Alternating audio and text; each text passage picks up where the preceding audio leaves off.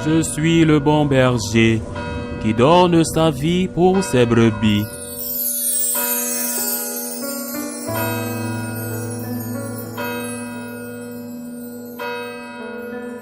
En ce temps-là, Jésus se mit à faire des reproches aux villes où avaient eu lieu la plupart de ces miracles, parce qu'elles ne s'étaient pas converties.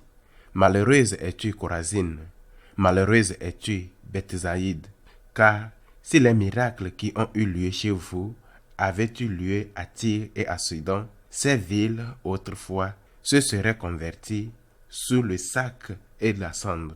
Aussi, je vous le déclare, au jour du jugement, Tyr et Sidon seront traités moins sévèrement que vous.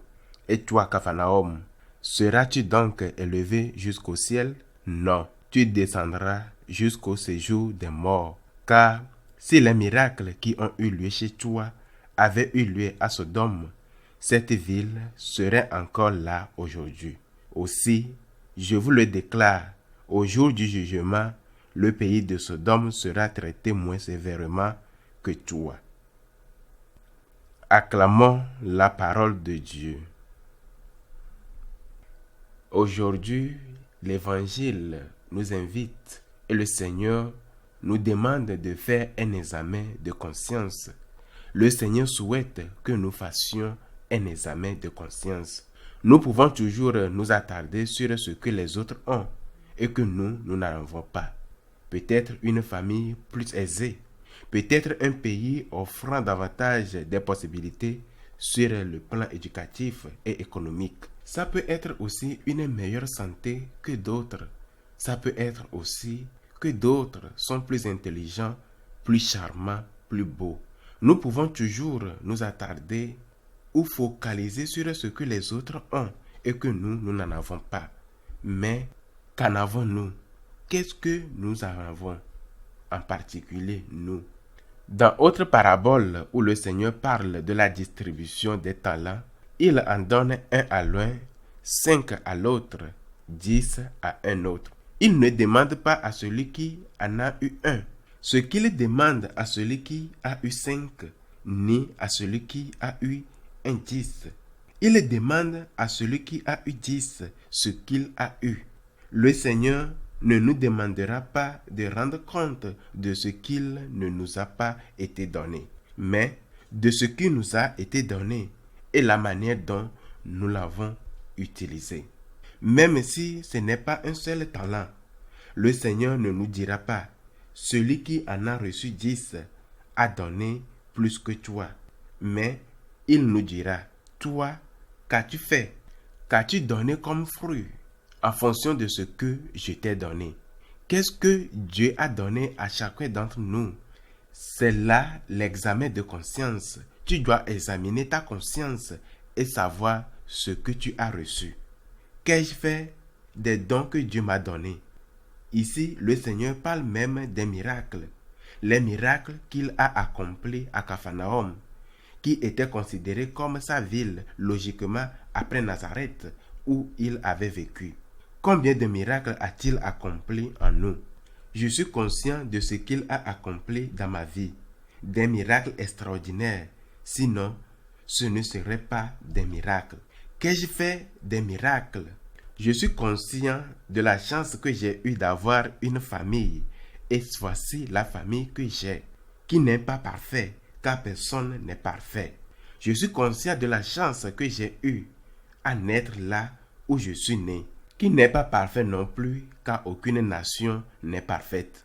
Qu'ai-je fait des dons que j'ai reçus? J'en ai reçu tant et tant. Qu'ai-je fait des dons que j'ai reçus? C'est une grande responsabilité et souvent j'y pense et j'y réfléchis et je demande pardon à Dieu, car je n'ai pas été capable, non pas de ne pas porter de fruits, mais de ne pas porter les fruits que j'aurais pu porter. Car si j'en ai reçu 10, je dois en rendre 10, pas 8, ni 5, ni 1. Si j'en ai reçu 5, je dois en rendre 5, ni 10, ni 3. Je dois en rendre 5. Nous devons méditer souvent sur la façon dont nous avons été bénis et nous demander si nous rendons suffisamment grâce du cœur et grâce de nos actes. Et nous ne devons pas nous comparer, pas même à ceux qui semblent avoir plus, car peut-être ont-ils plus de quelque chose, plus d'intelligence, plus de beauté, plus de culture, mais peut-être leur manque est-il autre chose.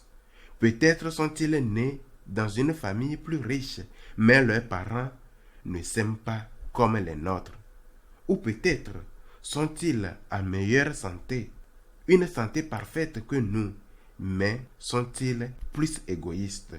Examine ta conscience, examine ta vie, examine ce fil d'or que Dieu a tissé tout au long de ta vie en mettant sur ton chemin des personnes qui t'ont aidé, qui ont fait preuve de patience à ton égard, qui t'ont enseigné la voie droite, des personnes dont tu ne te souviens peut-être même plus, mais qui ont joué ces personnes un rôle important à cette époque, car quand tu étais enfant, quand tu commences à faire tes premiers pas dans le monde professionnel, ces personnes t'ont aimé, et parce qu'elles t'aiment, elles t'ont dit les choses telles qu'elles étaient, même si cela te faisait mal de les attendre. Combien de bénédictions, combien de dons de Dieu ai-je tiré de l'amour reçu? Je suis reconnaissant envers ces personnes. Je prie pour elles si elles sont déjà décédées. Je suis reconnaissant envers Dieu qui m'a tout donné, et lorsque le Seigneur me demande quelque chose, même quelque chose que j'ai du mal à donner, je me dis, mais Seigneur, si en réalité cela t'appartient, si ce n'était pas grâce à toi, je n'aurais pas cet argent, je n'aurais pas cette culture, je n'aurais pas ces qualités, je n'aurais pas cette vie, je n'aurais pas cette opportunité, je n'aurais pas cette santé qui n'est pas parfaite. Sans toi, Seigneur, rien de ce que j'ai, rien de ce que je suis n'existerait. C'est pourquoi tout est grâce, tout est don, et de notre côté, tout est dette d'amour envers l'amour. Examine ta conscience, qu'as-tu fait de tes bonnes intentions, de tes bonnes résolutions, de tes promesses? Qu'as-tu fait de toutes ces choses que tu disais vouloir faire ou que tu promettais de faire si on t'accordait tel ou tel don? Vois ce miracle. Qu'as-tu fait quand tu as reçu? Qu'as-tu donné? Qu'as-tu fait de tes repentirs? Qu'as-tu fait?